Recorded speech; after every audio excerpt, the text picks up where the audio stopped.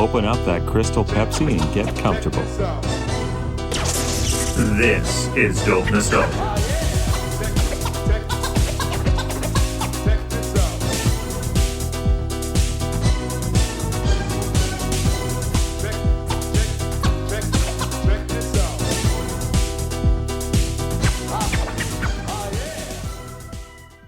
It's 2025, everybody. Happy New Year and welcome to Dope Nostalgia. I'm your host, Naomi. This is episode 222 of the show. And I interviewed a bass player who's really had some great rocking gigs throughout his career. But most notably, I was looking for people who played with the group Saigon Kick. Well, look no further than Chris McLernon, who is our special guest today.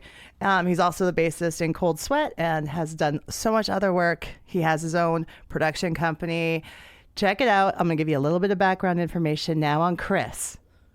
Wikipedia moments. Please bear in mind that Wikipedia is not to be taken as actual 100% fact. Any donkey could edit it at any time. If I'm reading you the artist's bio, that stuff is real truth. Chris McLernon is an American musician who is best known as the bassist of the band Saigon Kick for 3 different stints in the 90s and 2000s. Before joining Saigon Kick, Chris played in Cold Sweat and the premier Kiss tribute band Cold Gin, which also featured one-time Cold Sweat bandmate Anthony White, Black and Blue vocalist extraordinaire Jamie St. James, and current Kiss member Tommy Thayer. Joining Saigon Kick in July '92, McLernon replaced Tom DeFile as their second album, The Lizard, hit the stores. Saigon Kick then toured non-stop for the next 11 months as the single Love Is On The Way and the Lizard album both went gold. McLernon then recorded with the band on their third album, Water, in Stockholm, Sweden, and Tampa, Florida. Water had 3 #1 singles in Indonesia, leading to a sold-out tour in 1994. The follow-up, Devil in the Details, was recorded in Tampa, Florida, and released in 1995. It also charted globally, leading to another successful tour of the Pacific Rim and Europe. After Saigon Kick, Chris went on to develop a company called McLernon Multimedia that has placed music with all the major broadcast and cable networks, major advertising firms, and indie films. He also fronts a surf industrial band called Big Mick and the Curl, which has charted internationally and heard on the Showtime program Homeland. Chris also played guitar, sang, and produced Mother Mary with vocalist Robert Bassari, pianist Vince Gilbert, and drummer Rick Sanders. On May 7th, 2019, it was announced that Cold Sweat was reuniting with all original members on the 2020 Monsters of Rock cruise. They also played the Monsters on the Mountain Festival in 2022 to rave reviews. In late 2023, McLernon announced that he was diagnosed with Parkinson's disease. Undaunted, he still plans to play shows, create, and produce music. It's my pleasure to welcome Chris McLernon to Dope Nostalgia.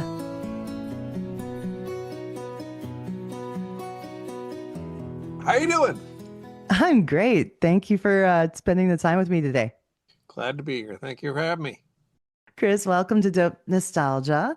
It's a podcast where we talk about what people did back in the 90s and what they're doing today. Gotcha. And thank God there were no cell phones. Let's just say that. Especially in the rock business. Yes. Yeah. Where are you based out of nowadays? I'm in Charleston, South Carolina. Where are you? I'm in Edmonton, Alberta, Canada. Canada. Gotcha. Have you been up here? I have.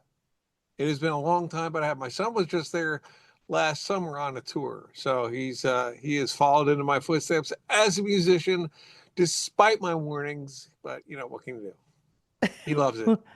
What does he play? Plays drums in a band called Newgrounds Death Rugby. Sure, like you do.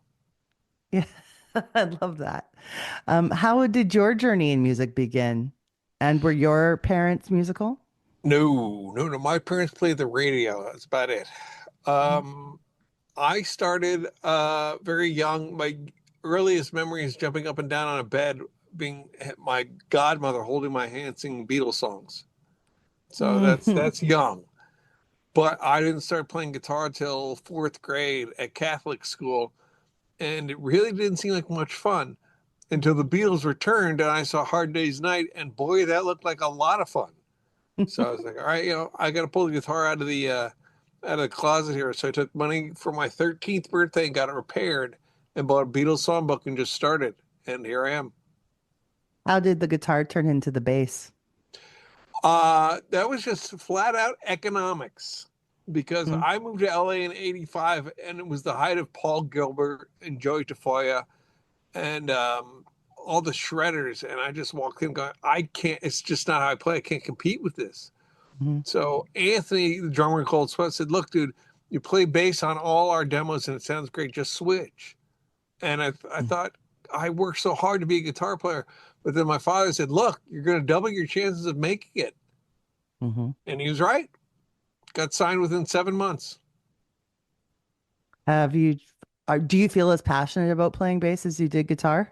Yeah, because there's no other guitar player to argue with. It's just me. Puts you in a unique position for sure.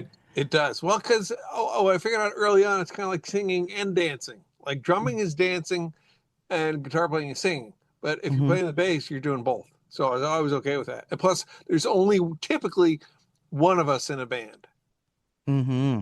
which I like my independence. Your independence yet still being part of the backbone with the drums works well. Oh, oh yeah, yeah. Alex Van Halen likes to say you should know as a bass player until he makes a mistake, but which is funny and true. But there's a lot of bass lines that the song just would not be the same without them. Mm. So I take it very seriously. I know when to not overplay, but I take that backbone very seriously. Who were your musical inspirations? Um, Bands or individuals? Both. Bands, Beatles, of course, number one. Queen, Van Halen, Kiss, Thin Lizzy, Mm. ZZ Top. And then individually on bass, it's Phil Lynott, it's Paul McCartney, it's Geezer Butler. Mm. It's guys for 70s guys who were just, that's when they were really busy. And then Greg Chason brought it back, busy bass playing again, back in the late 80s, early 90s. So that's Greg. Greg and I are friends, and he's giving me so much crap about. Literally, the first thing he said to me, "So I heard you used to be a guitar player." I'm like, "Oh man, ouch."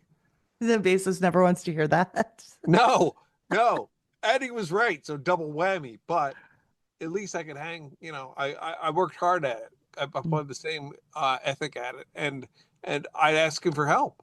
I had no ego about it. Like, am I getting any better? Go listen to this. Go listen to that. Okay, and I did, and it worked. But I'm trying to think of who else. Guys, I like guys who sing and play too. Like Gene Simmons is an underrated bass player. He really is. Mike Anthony, huge. Mm.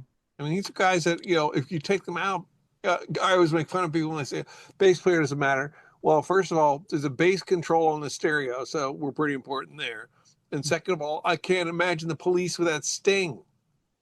Hmm. So that's me.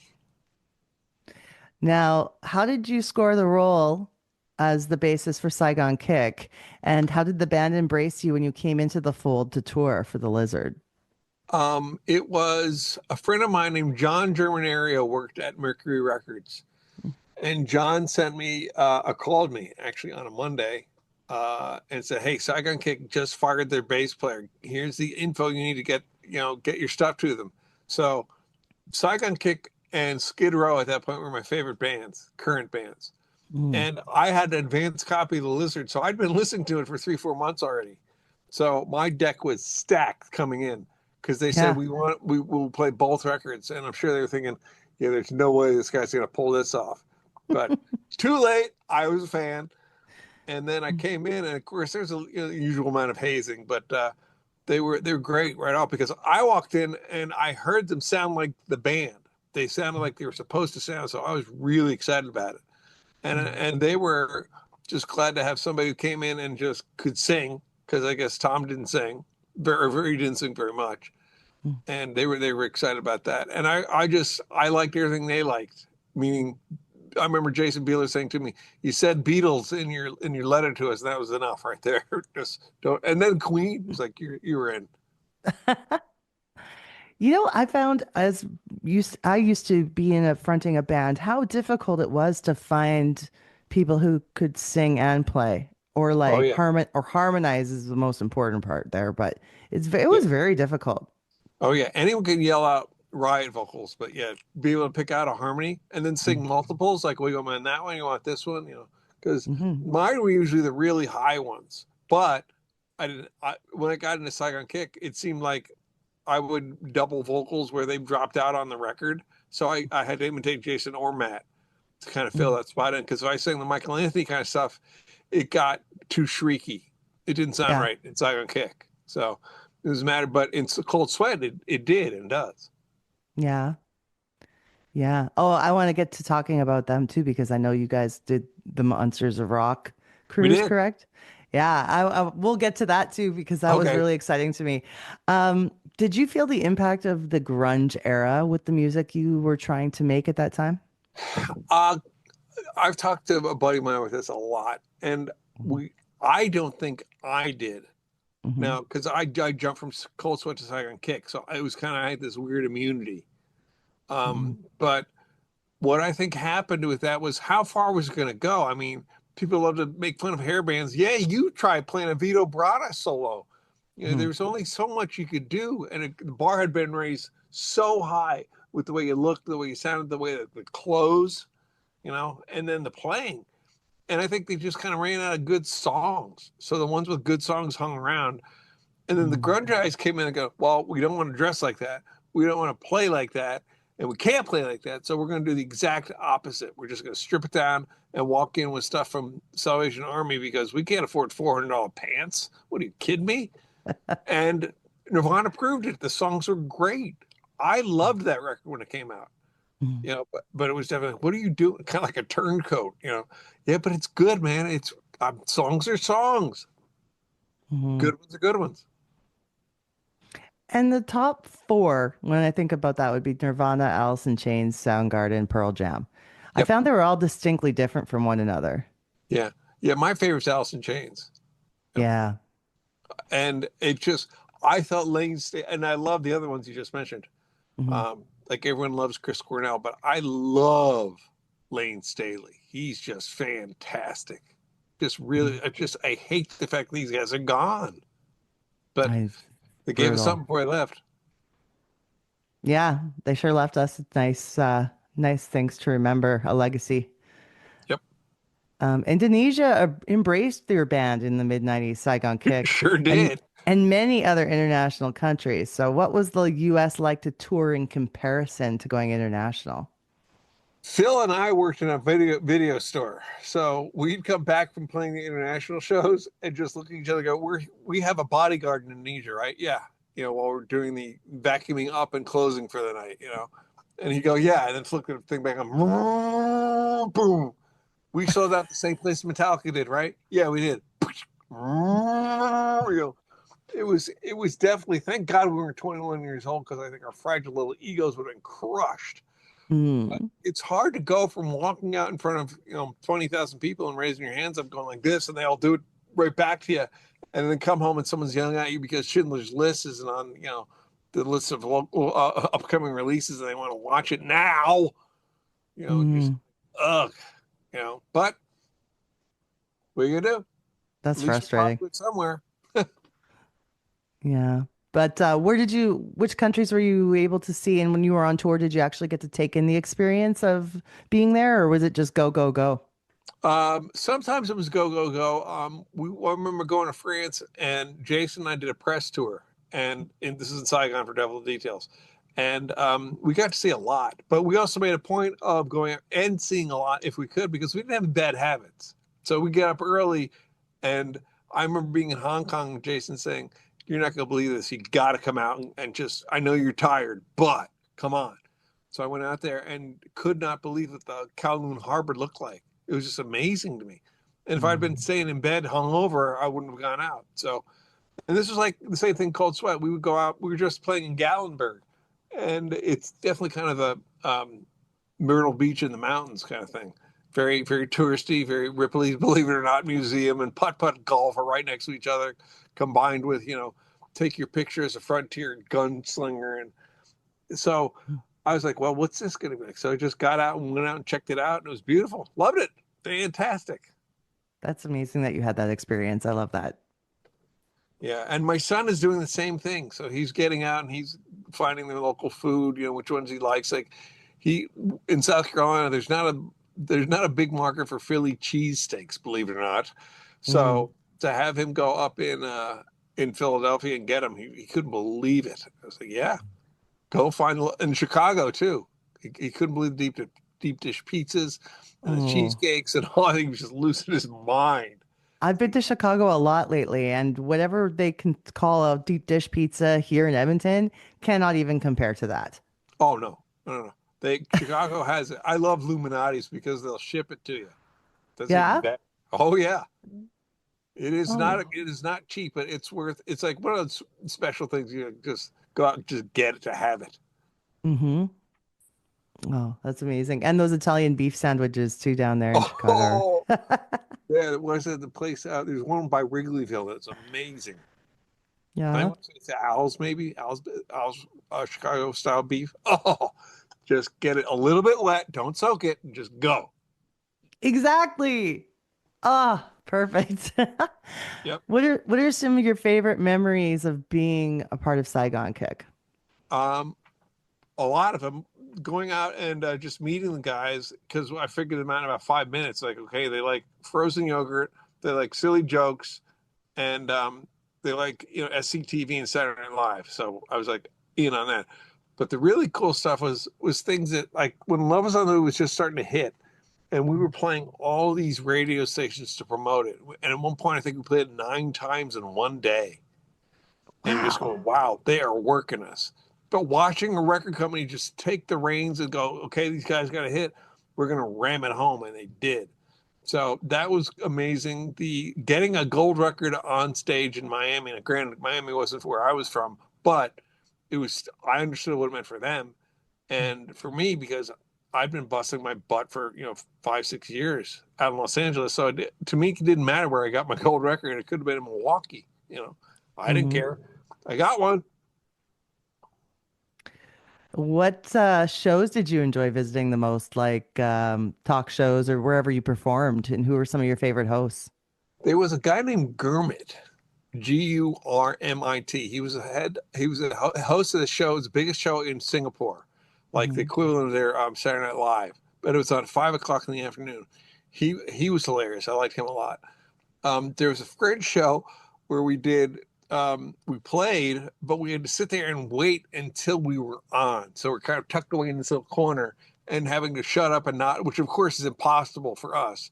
And we're like, hitting each other in the ribs and trying to make each other laugh on camera. And the producer, and they're French, so they're starting to get a little annoyed with the brash Americans, But it was fantastic. I loved it. We also did, to your shirt, we did a Much Music show once. That's kind of legendary. Yeah. We were on there, and Mr. Beeler might have had a few too many at lunch and got a little crazy on camera. So that was kind of out of character, but that was memorable, to say the least. I'll have to see if that's somewhere on the Much archives or on YouTube somewhere. Yeah, it would have been September, October of '92, and it was big. I was like, oh God, our career is over, because he just went nuts. I didn't know he'd been I didn't know it hit him that hard, because I was with him at lunch, and I'm just going, I didn't see him like grab a bottle of Jack and down it, But we were so straight edge because we were so focused on trying to make things happen and get it. So we typically would have like 1 or 2 beers, on an off day, because we couldn't afford to be hungover. You just couldn't. It was too hard. I couldn't understand how bands would get, there's always the jokes about Keith Richards, but I couldn't understand how bands could do that. I mean, how can you go up and just be hammered and play? No dice. Can't do it. I mean, maybe on a cheap date, but I couldn't do it. So, and we were all like that. So it was kind of funny that he decided to take that one huge Toronto show and just pile drive it right into the ground. But it worked. The host did not get offended, and he sent her roses, and he apologized. So it all came out in the end. But at the time, I thought, well, I'm going back to LA because I'm dead right now. Dead, dead, gone. But no, wasn't true. I've got to see this. It's refreshing to find that there's rock stars out there who just focused on the music and didn't not just the party, you know? Yeah, I mean the part I learned that lesson playing clubs in Madison, Wisconsin. Madison, Wisconsin. We were playing this place called Back of the Yards, I think, or yeah, I think that was called in Janesville. Hmm. And it was my first gig out of Madison, and I took full advantage of the open bar and played like crap. I mean, horribly, just like I just I'd not spend any time learning the instrument. One of those is like, oh, am I any good here? And I felt so crappy the next day because then I wanted to go to bed and no one else wanted to go to sleep. So the party raged in the room all night. And that was my lesson. Like, okay, I can't do both, so I won't. And it's hard enough in the business to make it, much less get any sort of forward progress. And you want to try and make it difficult on yourself? No, thanks. No, no kidding. So, do you have a favorite deep cut or album track from the band? Not just from the Lizard, but from any of those albums that you had done? Yeah, I mean, I like Going On, which is on Devil Details, mostly because it was, I think, the first real collaboration Jason and I did. Mm. I think Killing Floor is a great track off the Cold Sweat Breakout record, and so is Rain Down on Me, which is on the new record, which is called Unburied Alive from Cold Sweat.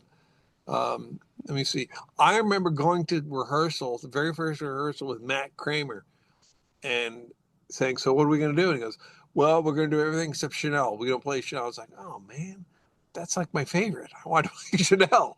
So they did it for me later, just to make me happy after I got the gig. Like, all right, well, you got the gig and you're serious, so here, we'll play it for you. Thank you.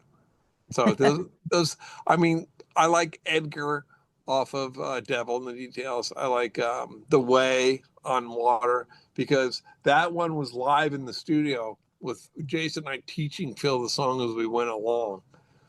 And you hear Jason trying to turn his wah wah pedal off after the solo, and you can't quite get it. It's like you hear like a click, click, wow, wow, wow. But it kind of gets lost in the excitement of the track. So that's a favorite too. Here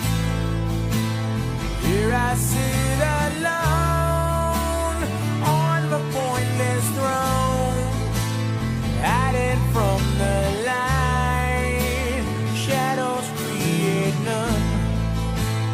I may come undone, it's left along the fun. The poison bitter sweet is all I need to taste. Eliminates the pain. You cannot go far. Carry on the weight of who you are. I've tried so long to be a part of all that's going on.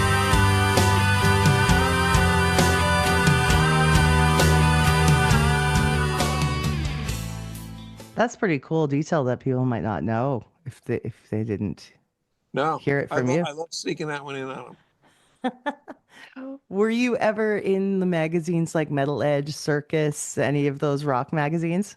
Oh yeah, and was so happy when it happened because Niels Lozauer, who's a big photographer, and he's a buddy of mine, we became friends later. Because I looked at all the photographers' names in Circus and Cream and Hit Parader and Metal Edge. Well, Metal Edge, you pretty much had Jerry Miller and then everybody else. So Jerry was their own photographer. But Zlo's, like, I'm now friends with him. So I sent him birthday text the other day, happy birthday, whatever. And to me, it meant a lot because I remember being the kid going to the store and buying it, and now I'm in it. You know, that was never lost on me ever.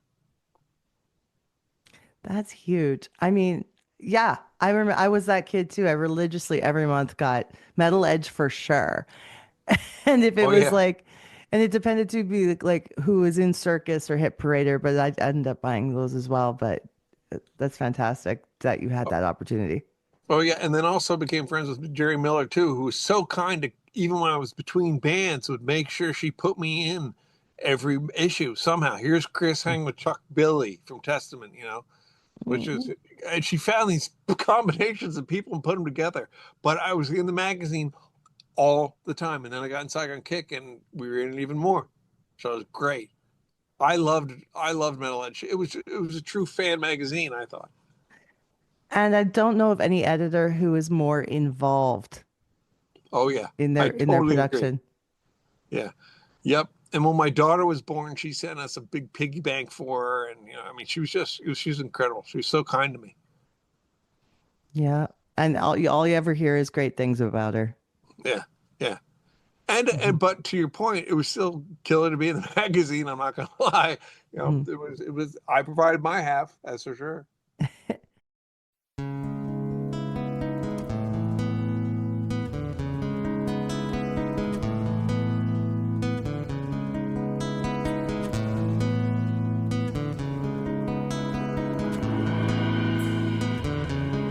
Lonely sidewalks, silent night, bring the evening deep inside. Hold me, darling, touch me now. Let the feelings free tonight. Love is on the way. I can see it in your eyes. Let's give it one more try tonight, baby. Love is on the way. I can see it in your eyes. Let's give it one more try tonight. After these messages, we'll be right back. Hi. If you enjoy Dope Nostalgia, thank you. Consider becoming a Patreon subscriber today for as little as $1 a month. It helps keep the show on the air and rolling. So if you want to check out our Patreon, it's at patreon.com/dope nostalgia. $1 a month, and you'll be helping support one of your favorite podcasts. What's up, party people? This is DC, the brain supreme of tag team. You're listening to the Dopeness Nostalgia Podcast. Whoop! There it is. Peace. Sprinkles!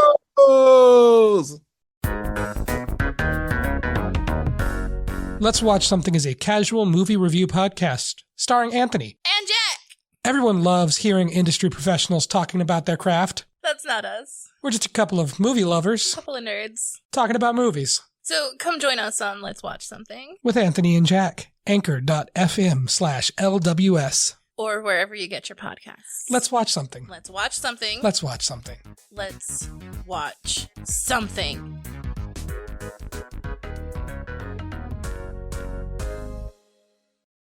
Hit it, dude. Gonna throw a party, won't you come along? Full house is rocking all week long. The guys are acting crazy, the girls so sweet. So watch Full House 5 times a week. Full House, you gotta see Full House. Come on and give the show a peek. Full House 5 times a week. Oh, the laughter can't be beat. Full House 5 times a week. Premieres September 23rd at 6 on Channel 11. Have you ever played a European music festival?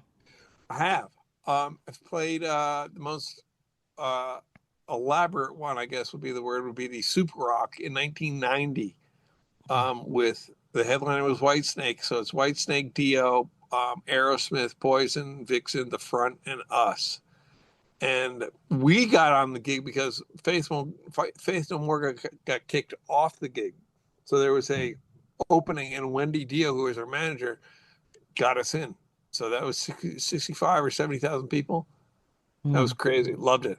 Just so much fun. My brother, who gets stage fright, apparently saw the video and said, "Were you nervous?" I said, "No, not at all." He said, "Well, how come?" I said, "I've been waiting all my life to do this. What, are you kidding me? This is great. This is 65,000 people telling me I was right." Don't you think it's easier to play for a huge crowd like that than 5 people? Oh, yeah. Oh, yeah. Totally is. Because those 5 people, you are not looking to the next one going, okay, he doesn't know I just changed my focus from one person to the other. Whereas in a crowd, you just keep looking and lose your place and lose who you are. Especially a crowd that big where literally it just blends into a sea of faces. You can't see expressions. You just know that's a human flesh in front of you.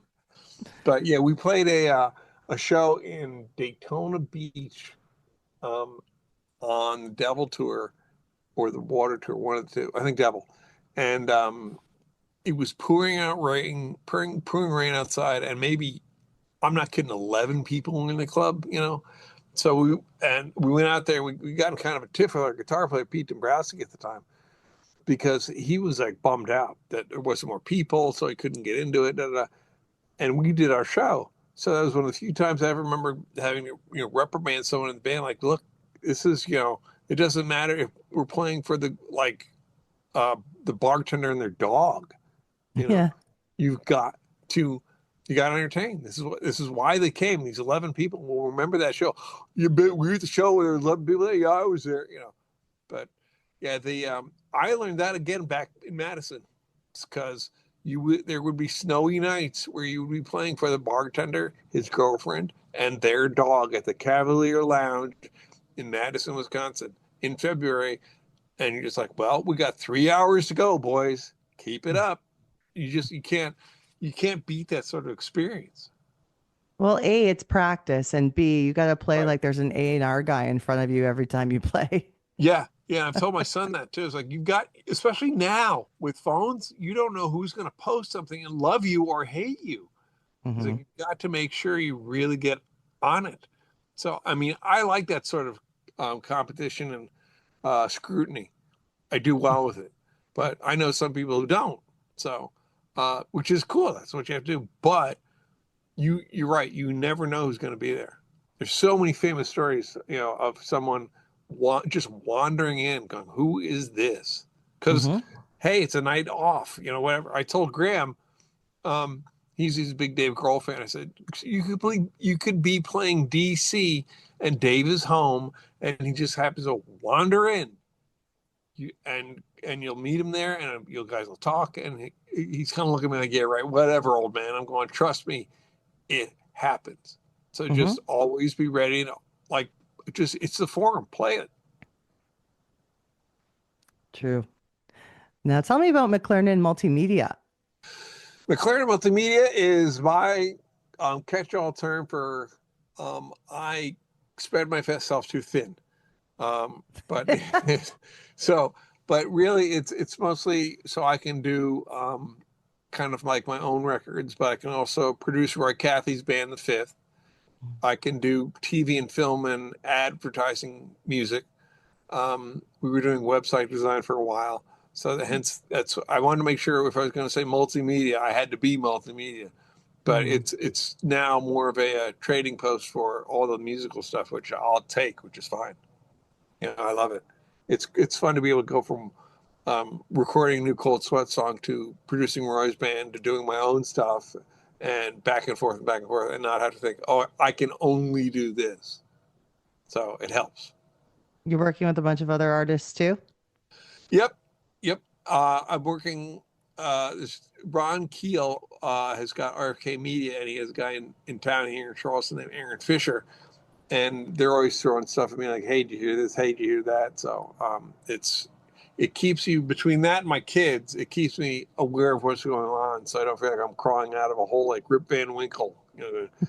Like, what's that? And just, ugh. I mean, there's always the danger of trying to look like you're hanging out with the young kids. But someone's got to keep you up to date. So I definitely count on those people to do so. Yeah, I pride myself in the fact that I keep on top of how to do tech stuff, Oh yeah. Yeah, my dad is 86 and he gets around his iPad just fine. Texts, emails, checks websites. He still does consulting calls. And so that's my yardstick. I don't know any other way than, well, you gotta keep on top of stuff. Did you get involved in using the internet in the early stages back in the 90s kind of thing where it was just Yeah, like we everyone did. was just starting to get their own home computer and everything? Right, with AOL up on message Yeah. boards. Yeah, Saigon Kick, I remember going in at the water sessions and Jason and our manager saying, well, we got to get to SaigonKick.com. I said, for what? I said, well, it's a website. For what? And they were trying to explain to me, this is 93. And I'm going, huh? And I went to college so I can at least spell. So I was like, www.saigonkick.com. What do you mean? What are you talking about? World Wide Web. And Beeler, who loves techie stuff, couldn't wait to explain it. So yeah, as soon as that started, I was like, wow, this is the idea that you would get to reach all these people, just let's say in a fan base, was incredible. It was, and then my first experience came through AOL and the chats. Jerry Miller would hold a metal edge chat, and she would invite all these people in, like myself. And, all these little bing, bing, bing, little windows popping up. And once Rob Halford's popped up, hey, Chris, how you doing? How are things? I'm going, is that Rob Halford? Like I said, hi, Rob. All's well. How are you? And he's like, oh, it's hot here in Phoenix or whatever. And I'm just going, wow, cool. Chatting with Rob Halford. It feels insane. That's amazing. I think Metal Edge is actually the first place I ever saw what an email address was because she was on top of that. She had like this little sidebar, where you have addresses to fan clubs and you write. Oh, right. Yeah. And then they had email addresses in there. And I'm like, what is this? I got to try this. Yeah, I remember my brother was really in on it too. So I remember he was the first person that I knew got an Apple laptop. He got a black and white one. And he was telling me about Prodigy and AOL. And there's another one. And he's like, hey, can you email? Like, what's that? He says, well, it's like writing a letter, but it's electronic. I was like, oh, that's kind of cool. But at that point, I think you couldn't attach photos, because it was just text. But I didn't care. It was cool. It's fun. It would take over an hour to send. Yeah, you see on my computer, you see that square, that circle, and the triangle just moving down the screen, taking forever. No, we were talking about Cold Sweat, and one thing I was really interested in knowing about was the Monsters of Rock cruise. Sure. So we're doing another one this year, which will be our second. It'll be my third or fourth. But yeah, we're going to be playing the Monster Rock. I think it's going out of Miami. Cold Sweat had done. It says Cold Sweat. Cold Sweat had done our first reunion show in 30 years at the stage of the. It was a casino, like Miracle or Mirage or something like that. Magic. That's what it was. Mm-hmm. And we got up and did our first show in 30 years and just killed it.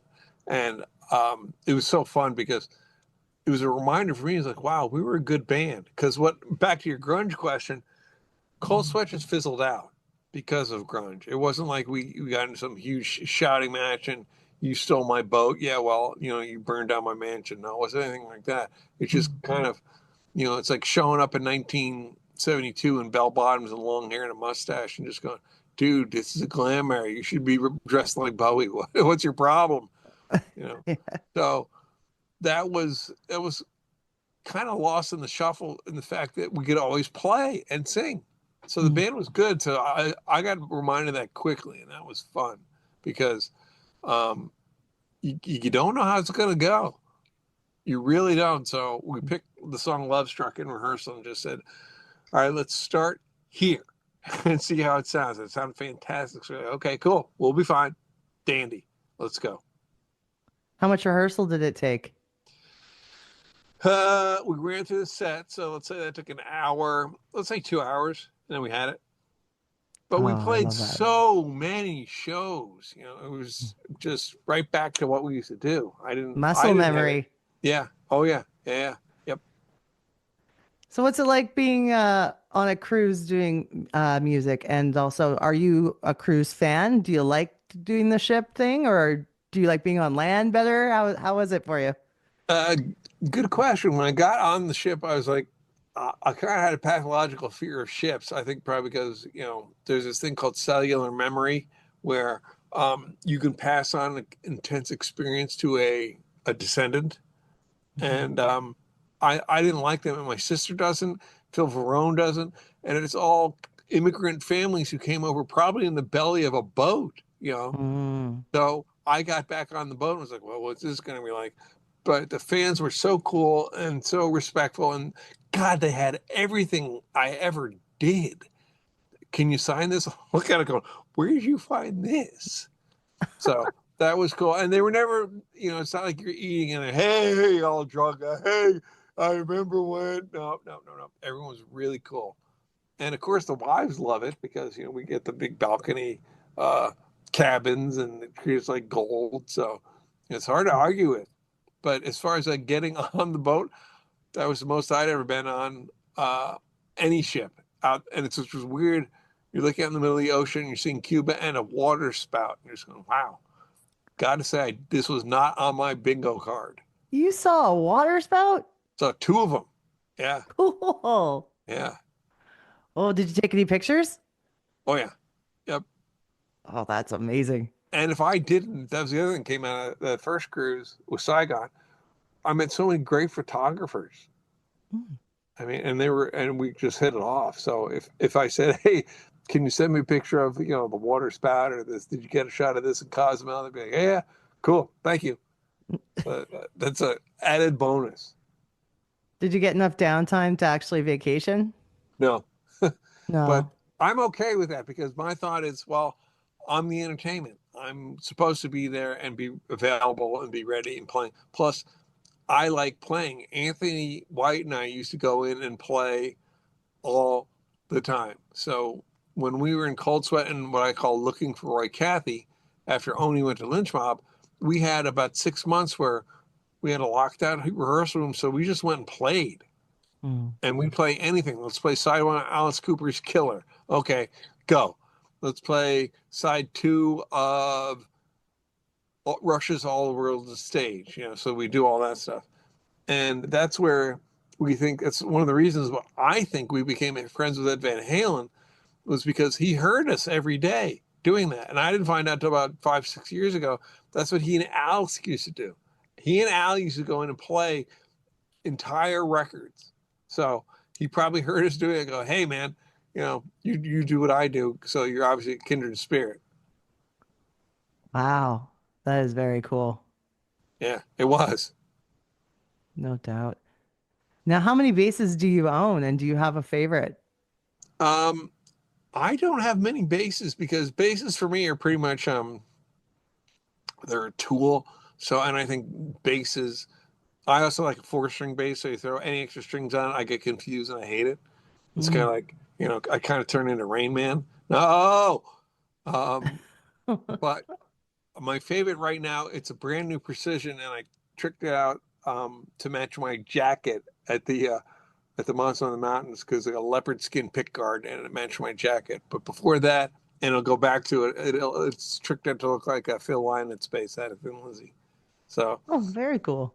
yeah, but I have, I'd say I have a dozen because they're so, for me, like I said, they're tools. It's like having a really good hammer, but the one hammer might have a different grip than the other one. So it doesn't feel right on the certain job. Like a Fender Precision definitely sounds different than a jazz bass. It just does. And I have a Spectre that just is the king of all my basses. So that's probably my favorite. That thing sounds like a locomotive to the point where I have guys who are like, you're going to play a Spectre on this one, aren't you? Yeah. Okay, good. So that if I had to say that's the number one, that's it. It's that Blue Spectre, and I think I played it on the first Monster Rock cruise we did. Now, to wrap things up, I want to know more about what you're doing now, of course, like what kind of projects you have coming up and what's going on for you.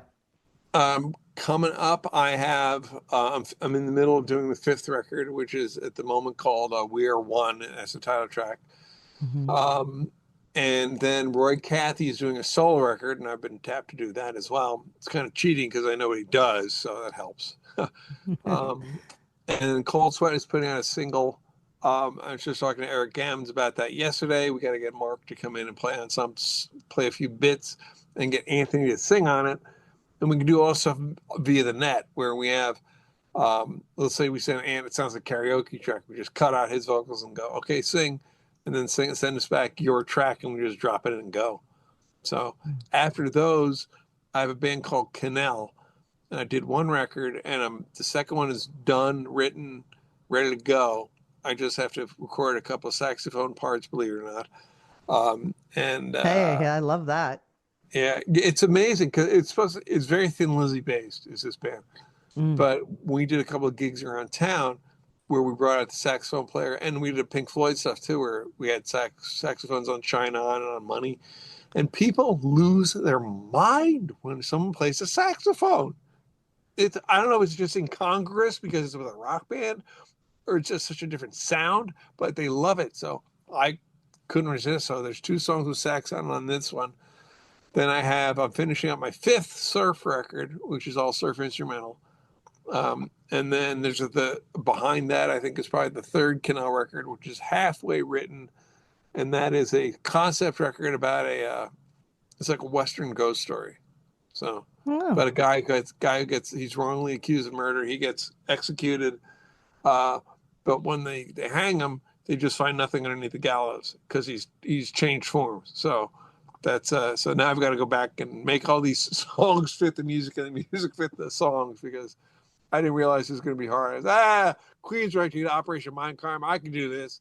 Yeah, it's hard. It's really hard. Fascinating. Oh, and one thing I love too is how busy you're staying with doing all kinds of different projects that you love. You know, it's cool that you're staying passionate about it.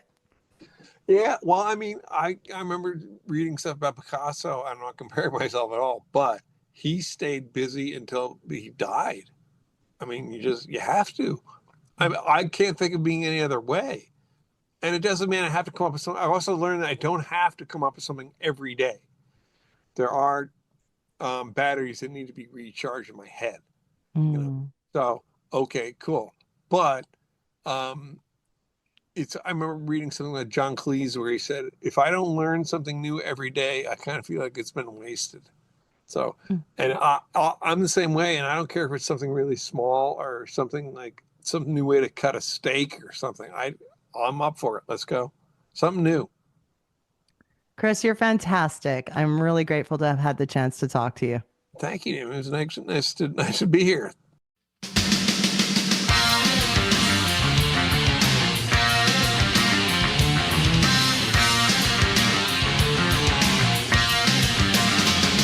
Well, I've walked down a long, lonely road. You can see the sorrow in my eyes. Every day I try, but I never come to see the light. I try to pull myself together, turn my life around. It's when I find my past answer. I can hear that sound upon my door. Ooh, that devil's knocking down on the chilling floor.